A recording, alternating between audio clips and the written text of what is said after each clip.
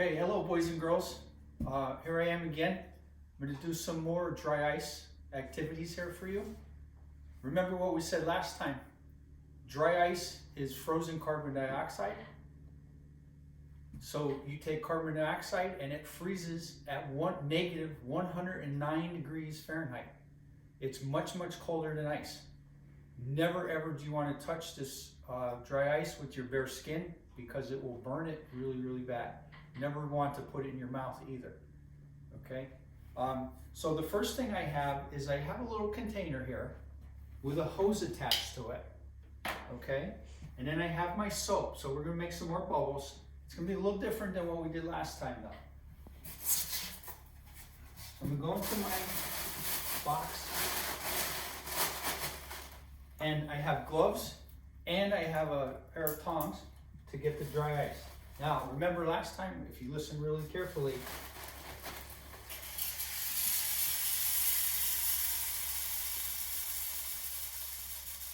it's the really cold ice touching the metal. So I'm going to put a bunch of pieces into my container.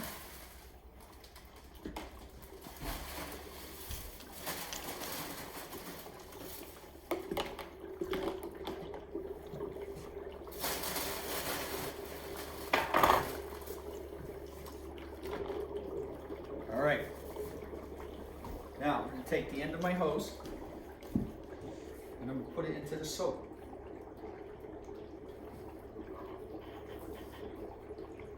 Now I'm going to block in the evaporating dry ice.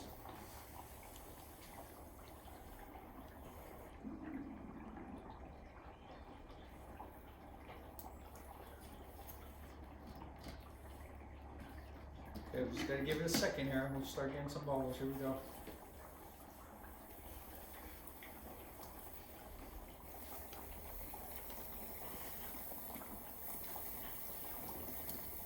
And these are called boo bubbles. If you notice, you can't see inside them because the carbon dioxide that's evaporating is stuck in the bubble.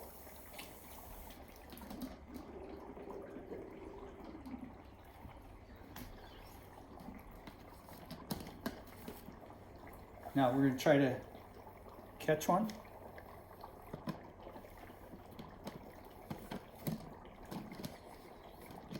I'm trying to block in the evaporation here.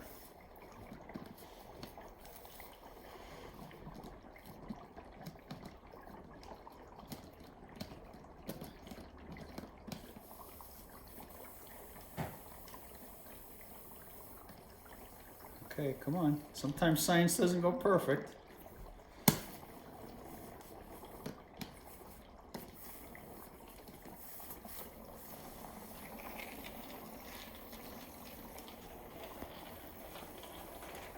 Maybe something new and exciting is going to happen this time.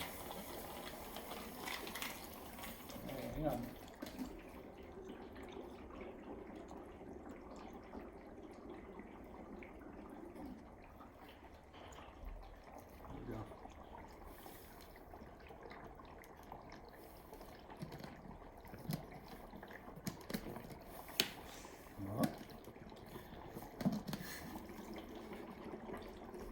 Come on, we'll do it.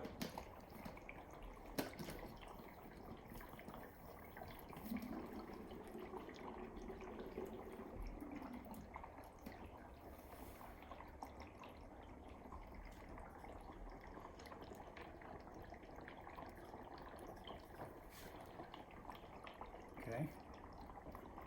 So you have these nice little boo bubbles that you can make and try to catch them. And remember, if we touch the bubbles with our dry hand, what will happen? It will break, right? Because bubbles do not like dry hands, they do not like oil, they do not like dirt. So that's why if you have a pair of gloves on, it works a little bit better. And then remember last time, I put my finger through the bubble and took it out and it didn't break. Did you figure out why that happened or no? Because if I make a bubble and just try to catch it with my bare hand, it's probably going to break. So how did I do that last time?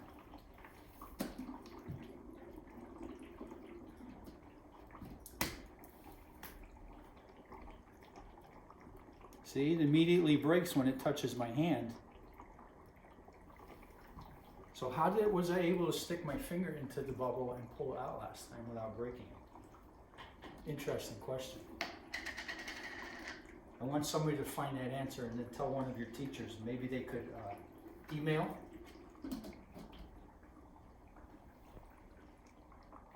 There we go. There's some good ones.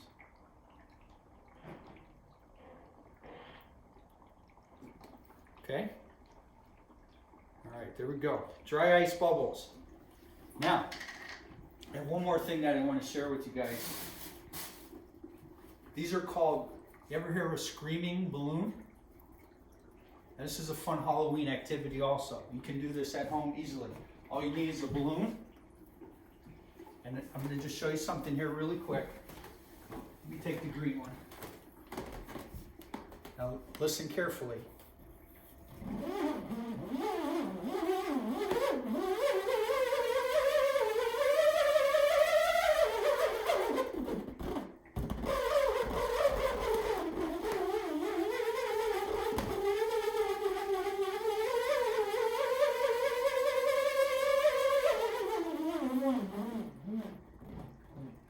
So what's happening there? What I put inside there is just a little hex nut. Okay? Small little hex nut. Put it in the balloon, blow up the balloon, tie it, and then all you have to do is spin it. And what's happening is the hex nut is hugging the inside of the balloon with a force called centripetal force.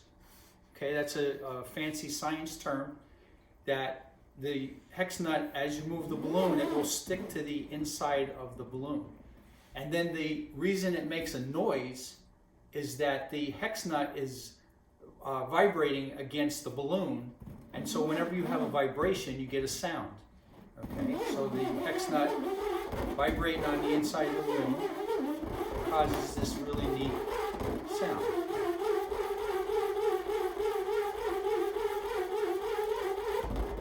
We can do that for a long, long time. All right, very good. Dry ice.